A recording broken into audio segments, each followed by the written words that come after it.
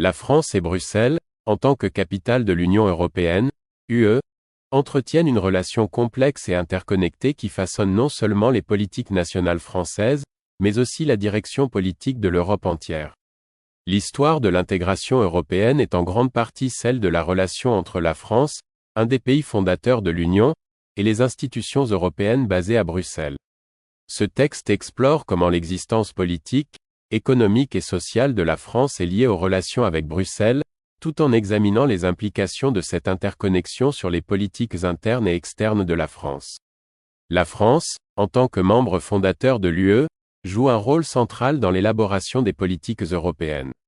L'adhésion de la France au projet européen remonte aux premières initiatives d'intégration après la Seconde Guerre mondiale, telles que la Communauté européenne du charbon et de l'acier, CECA, et la Communauté économique européenne, CEE.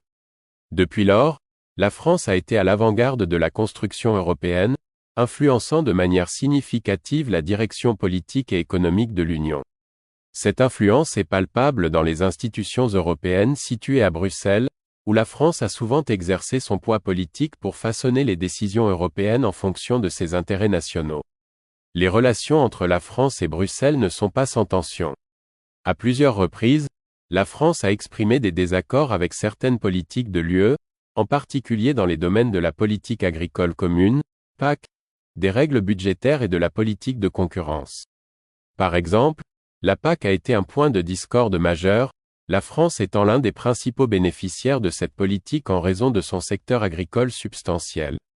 Les négociations autour des réformes de la PAC ont souvent révélé des tensions entre Paris et Bruxelles, la France cherchant à protéger les intérêts de ses agriculteurs tout en répondant aux exigences de réforme imposées par la Commission européenne.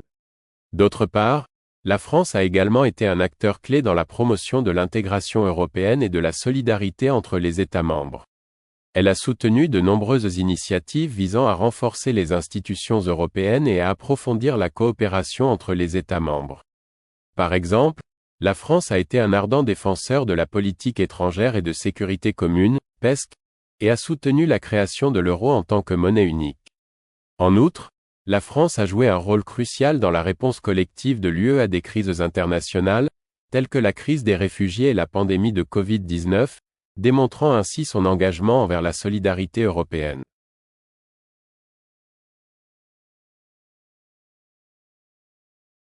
De la France avec Bruxelles ont également des implications économiques importantes. En tant que deuxième plus grande économie de l'UE, la France est un contributeur net au budget de l'UE.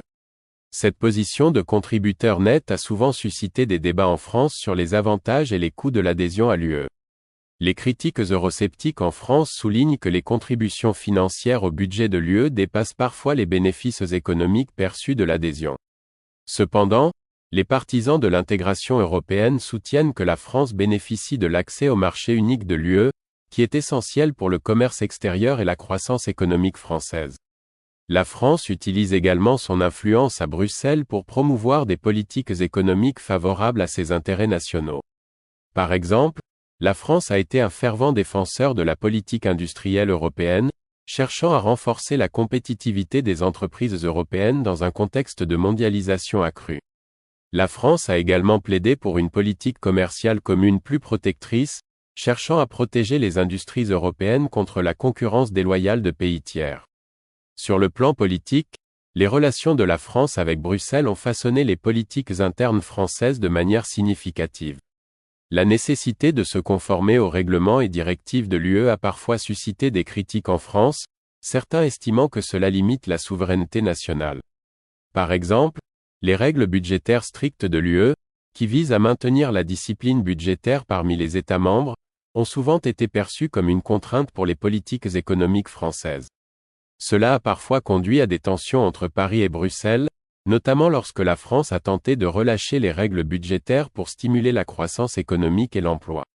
Cependant, ces contraintes ont également encouragé la France à adopter des réformes structurelles importantes.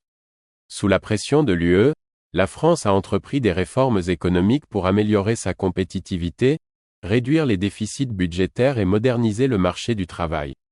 Bien que ces réformes aient été controversées et parfois impopulaires, elles ont contribué à renforcer la résilience économique de la France et à améliorer sa position au sein de l'UE. En outre, les relations de la France avec Bruxelles ont des implications sociales importantes. Les politiques de l'UE, telles que celles relatives à la libre circulation des personnes, ont transformé la société française, favorisant une plus grande diversité culturelle et économique. Cependant, ces transformations ont également entraîné des défis, notamment en matière d'intégration des migrants et de cohésion sociale. La France a dû trouver un équilibre entre les avantages de la libre circulation et la nécessité de gérer les tensions sociales qui en résultent. Dans le domaine de la politique étrangère, les relations de la France avec Bruxelles ont été caractérisées par une coopération étroite et un alignement stratégique sur de nombreuses questions internationales. La France a souvent agi de concert avec ses partenaires européens pour défendre des positions communes sur des questions clés telles que le changement climatique, le commerce international et la sécurité globale. Cette coopération a renforcé la voix collective de l'UE sur la scène mondiale et a permis à la France de projeter son influence de manière plus efficace. Cependant, la France a également maintenu une certaine autonomie dans sa politique étrangère, poursuivant ses propres intérêts nationaux lorsque nécessaire. Par exemple, la France a mené des opérations militaires indépendantes en Afrique, tout en cherchant le soutien de ses partenaires européens et de l'UE pour ses missions. Cette approche hybride reflète la complexité des relations de la France avec Bruxelles, qui sont marquées par un équilibre entre coopération et autonomie. En conclusion, les existences de la France et ses relations avec Bruxelles sont profondément interconnectées et mutuellement influentes. Les politiques de l'UE façonnent les décisions nationales françaises dans divers domaines, allant de l'économie à la politique étrangère. En même temps, la France utilise son influence à Bruxelles pour orienter les politiques européennes en fonction de ses propres intérêts nationaux. Cette relation complexe est à la fois une source de coopération et de tension, reflétant les défis et les opportunités de l'intégration européenne. À l'avenir, la France continuera de jouer un rôle clé dans l'UE, naviguant entre les exigences de Bruxelles et ses propres priorités nationales pour façonner l'avenir de l'Europe.